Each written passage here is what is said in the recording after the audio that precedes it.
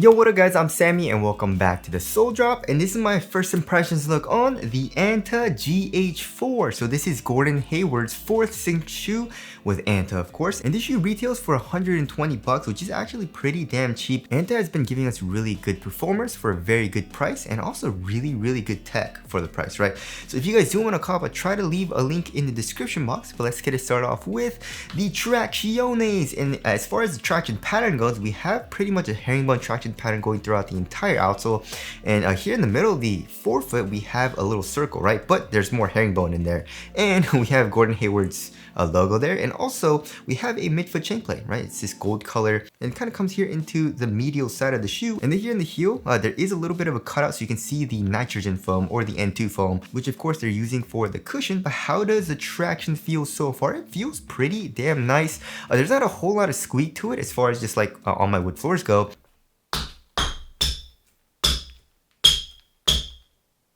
But it seems to have a pretty nice bite so far. So I mean, it does seem very durable as well. They're actually saying it's tire grade rubber, which is pretty damn cool.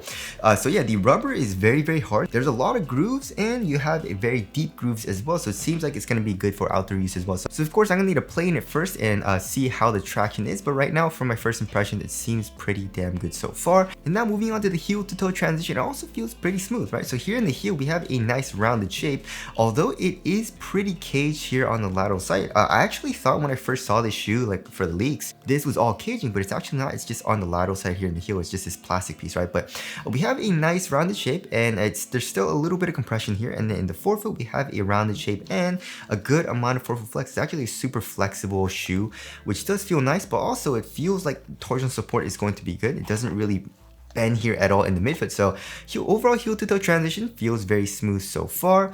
And now moving on to the cushioning setup. So they're using full length N2 foam. They use the same exact foam in like the Clay Thompson shoes as well.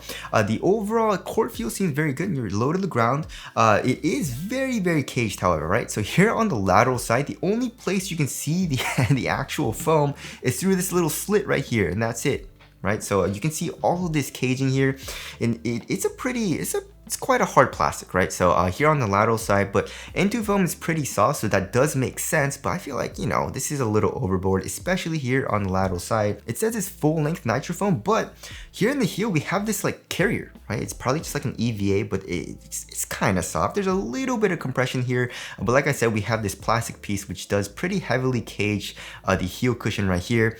And then I guess the only place where it's exposed is on the medial side here in the midfoot. It's even caged here in the heel and in the forefoot. So yeah, it's step and comfort, however, is pretty nice. You know, the insole is okay. We have like, it's just a regular insole. It's nothing special. It's not super soft or anything like that, but I would say it's all right.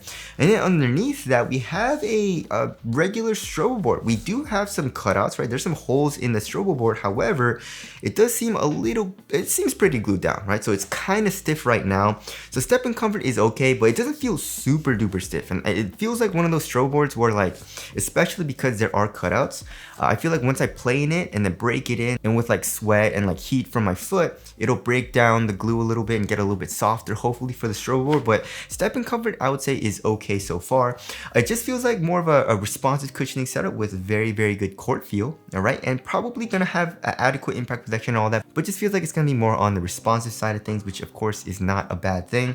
Also, something that I forgot to mention is there is a little bit of an outsole curvature, just a tiny bit, a little bit of a curve right here. And also, as you guys can see, the rubber comes up a good amount on the medial side in the forefoot, so you get better grip when you're doing these types of movements, when you're doing crossovers and cuts, you know, which, you know, when you're playing basketball, you do a lot of those movements as well. So that feels nice as well. So the overall cushion feels pretty nice. I just wish they would have caged it a little bit less, but you know, it is what it is, right? And now moving on to the material. So we have basically like a synthetic material, right? So it feels pretty similar to, you know, like the Kobe 5s, right? And you know, it's thin. And also another thing that I like about this type of synthetic material is that it's super duper supportive. There's zero stretch to it. One bad side, or I guess two bad sides, is that The ventilation isn't the best. Obviously, there's no airflow through this, but also it does take a little bit to break in. But however, there's not really any pinching for me. You know, like for example, in like the Kobe 5s, there is a little bit of pinching. And for example, in like the KD4 and the KD5, there is a good amount of pinching, or there was for me when I first got them. But the GH4 doesn't feel like, there's a whole lot of pinching, right? It's more soft. It conforms to my foot pretty damn well. So I do like the overall material. I don't really mind it all too much, but if you don't like the synthetic material, then obviously you're probably not gonna like it too much here. We do have some screen mesh overlays right here on the lateral and medial side of the shoe in the midfoot area. And they have something that they're calling the harness line, which is really dope, right? So the harness line, it's a very cool and innovative lockdown system, which I feel like is a very genius idea, right?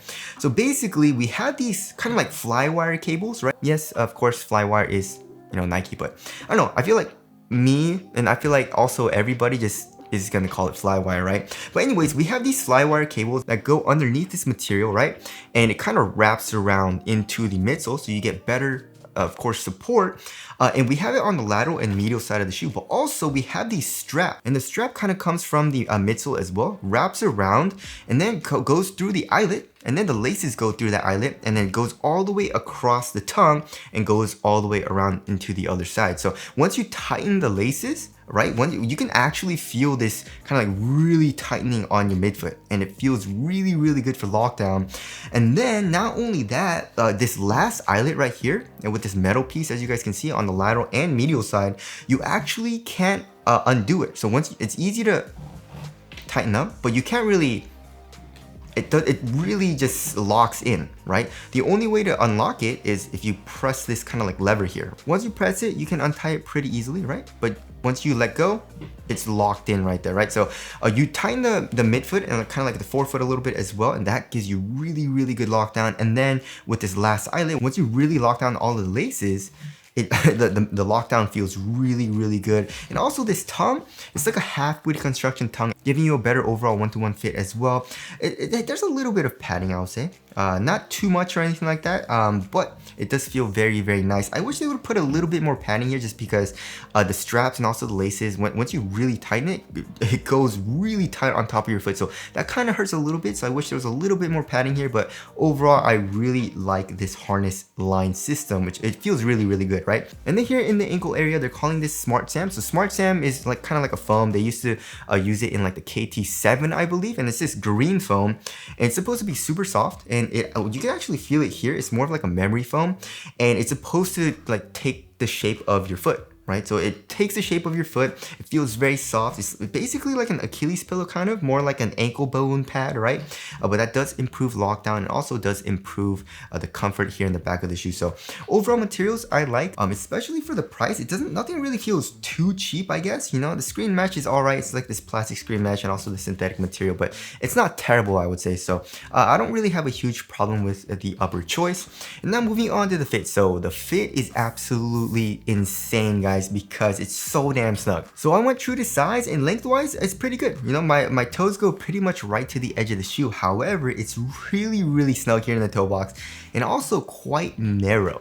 And also, because of this harness line system, the lockdown here in the midfoot, and also like all the way across the midfoot, right, from the start of the midfoot to the end of the midfoot right here towards the heel, it's insane, right? So yeah, I really like the fit so far. If you don't like a very snug fit, then probably go up half a size, because it's super duper snug, especially here in the toe box. And I feel like, you know, because of this system here in the midfoot, you don't really need a crazy snug toe box. So you should be fine if you don't want a super snug toe box, right? But for me, I like to have a very snug fit. So true to size, I was good to go. And obviously, if you have a wide foot or you want a roomier fit, probably go up a full size, because it's super snug. And also, this material is not going to stretch out, right? This synthetic material, whatever fit you get at the when you first get the shoe, it's probably going to stay the same fit, right? Just because mesh materials and modern materials like knits and stuff like that do stretch out over time, but the synthetic material, not as much, right?